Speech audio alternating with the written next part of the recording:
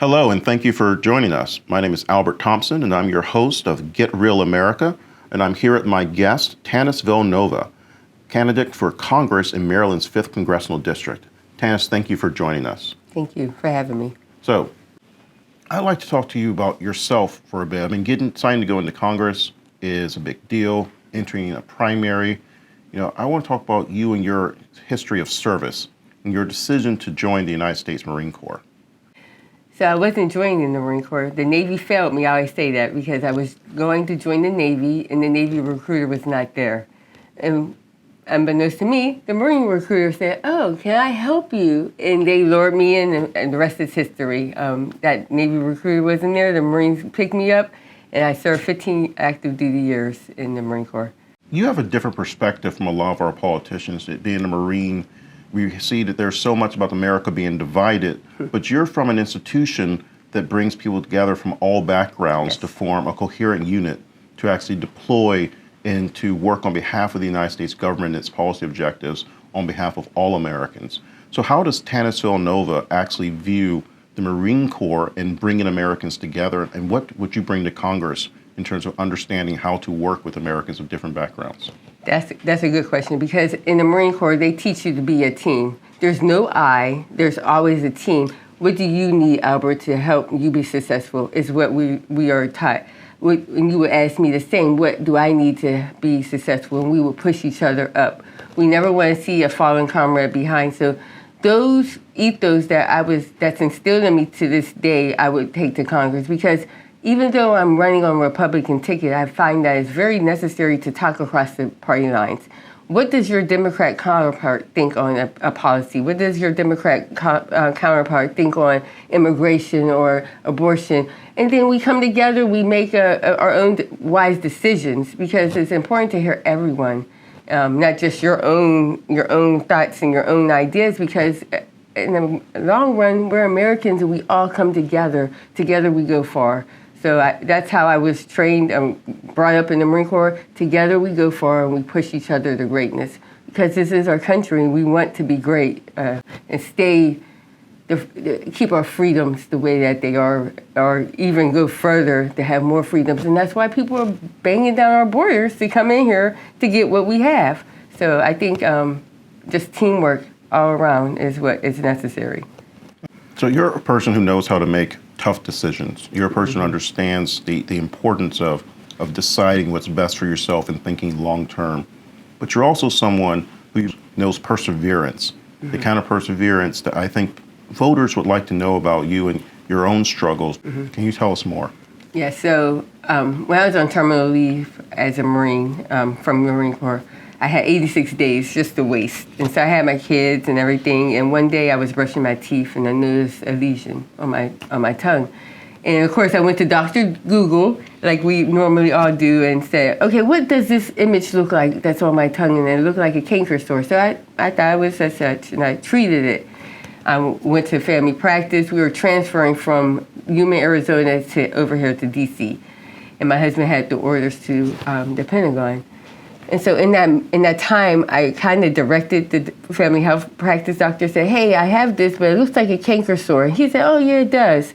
So I just rolled with it, and we traveled across the country. And by the time I got over to the East Coast, the thing has grown and it burrowed across my tongue. And by July 2015, I went to the dentist, and the dentist did not let me leave. And the next week, I was diagnosed with squamous cell carcinoma. And within that same month, I was having surgery. And that surgery was to take a part of my tongue and replace it with a flap from my thigh. So right now, I have half a tongue. So I had to learn to talk again and everything. And my biggest motivation in that recovery and to survive and just to push through was my kids again, my family. I said, I have too much to live for. I have too much life still. My kids, at that time, I think they were 3 or 4, 3 turning to 4. And at that time, I had 2 weeks. I had to give them away, let them go with my mother, let them go with my mother-in-law. And my husband was by my side the whole time. 10 days, I couldn't talk.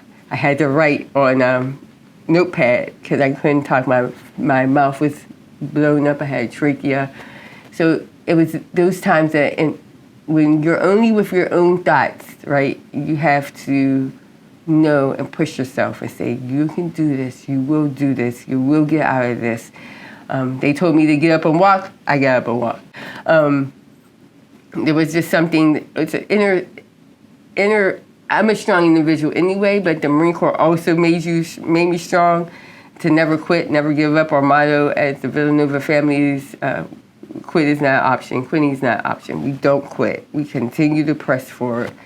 And then my husband and my children, it's just, you gotta keep moving. You can't die. Hope is not deferred. You have to keep going. Clearly, you're someone who understands struggle.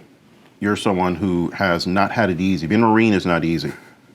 Surviving cancer is not easy. Being a mother with a career is not easy. So if you're someone who really understands that, then why is Tannis Villanova a Republican and running as a Republican at this time of political realignment, when some might think that perhaps because of your identity, you should fit somewhere else? And so I'd like for you to talk about your decision, your political decision, to align with the Republican Party and how that fits with your values and your vision. Okay. So I've been a Republican over, 20 years now. I was raised in a Democratic household, conservative Democrats all the way. Even when I told my father, Nigerian, he said, what party are you running for? I said, Republican. He said, oh, okay. Interesting reaction. Right. He's like, okay.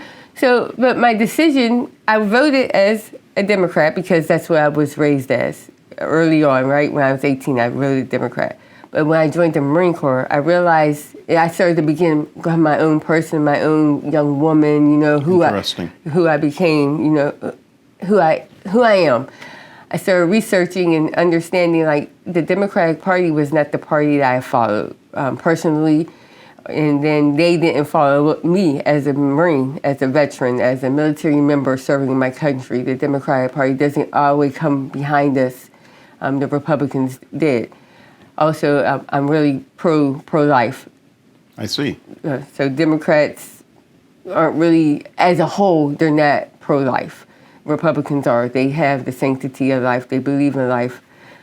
So that was one of my two biggest reasons, the veterans and pro-life. Conservatism, I'm very conservative in my personal life, in my way of thinking, I'm conservative. In my video I say, but not to the point that I will not listen to others, because some conservatives can be one way and not want to take opinions or hear other people's thoughts. I don't believe in that, because again, that goes back to being a Marine and being able to take everyone's ideas and come to a common ground or common idea or common thought process, right? To fulfill the mission. Yes, to fulfill the mission. So I see it so many different ways. I see the world very, very, a wide brushstroke, right? I see it so many different ways. I don't just see this way. My blinders aren't on. I take them off. I look left to right, right to left. And I see other things. So that's why I'm running Republican, because of just my own personal opinions on things, and my moral compass goes with the Republican Party. But as part of that moral compass, you also care about police brutality. Yes. and issues of civil rights violations. Those civil rights are things that should bind us together as Americans that don't appear to always apply to people, especially to Black Americans, has been one of the concerns over the last 3 years. So you're aligning with the Republicans, but for you, this is an important issue, this police brutality. How do you reconcile that? As being a Republican, or just being in my party, or with the party? Because there's a feeling that the party doesn't always prioritize these issues, that it tends to just support law enforcement regardless of the situation. Right. At least that's a perception. But again, we're in a time of realignment where people are reevaluating. How should people evaluate you? So I would say, even though I'm a Republican, these issues are great to me. I don't believe in our men dying on the streets. I'm raising a young Black man in my household that I have to still tell him, the police are here to protect and serve us. They're not here to take your life, right? So I have to go and say that, even as a Republican, or even if I was a Democrat. We still have to teach our young people that the police are here to protect and serve. And we, too, as me as a Republican, will have to go to my fellow Republicans and say, yeah, we can keep the police funded, but we also have to look at the issues that America is facing when our men are dying on the streets. I think a lot of people, again, they put their blinders up. I am a Republican, I'm conservative, I'm pro-life. Then you need to be pro-life from cradle to grave, is how I believe. Not just when you pick and choose to be pro-life. Fascinating. So you're taking what some have called a whole life agenda, that we're not just caring about being pro-life in terms of abortion, but in terms of the totality of our lives as Americans. Yes. And that's also spoken to your concern about inflation and what that is doing to the American family and the American workers. And how do you see the government needs to begin to address these concerns? They need to look home first. Stop looking outside and helping outside entities. I said in one of my surveys that, yeah, it was okay that we helped Ukraine. We may have helped late, but to continue to help a country that can help themselves and other countries that are in the European Union can help them also, we need to bring it back home. We need to begin to look within our own borders, within our own states, to help our people that need to be helped, right? I have a job. I'm a full-time employee. I have 3 children.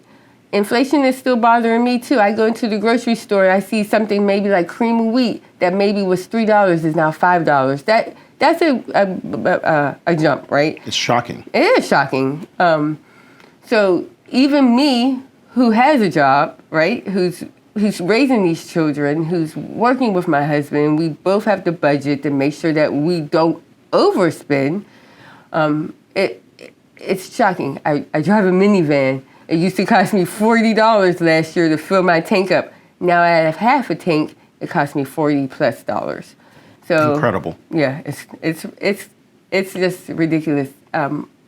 This administration needs to really prioritize us as the American people, see what we need and how we need to be helped as a whole, not just the lower class, not just the middle class, not just the upper class, but all of us, because we're all feeling it. Maybe not the millionaires, right? They may not be feeling it, but me and you and everyone else, we're feeling it, and they need to be able to bring those funds, stop allocating them to international help, but bring them back home and helping us here in America.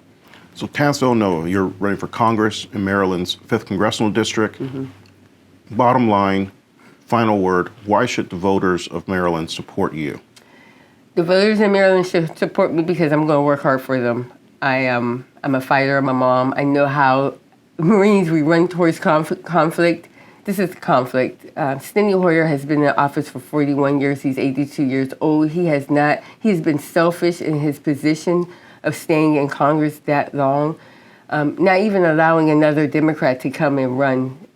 It's taking away from other Americans to serve their country freely. And it's time for him to step down. And the only way to do that is to be, is to be knowledgeable on what policy he stands for, or if he's even making any more policies or legislation, and let the other ones, like myself, come in and work for them, we the people. That's very big to me. Again, the teamwork aspect of the Marine Corps is we.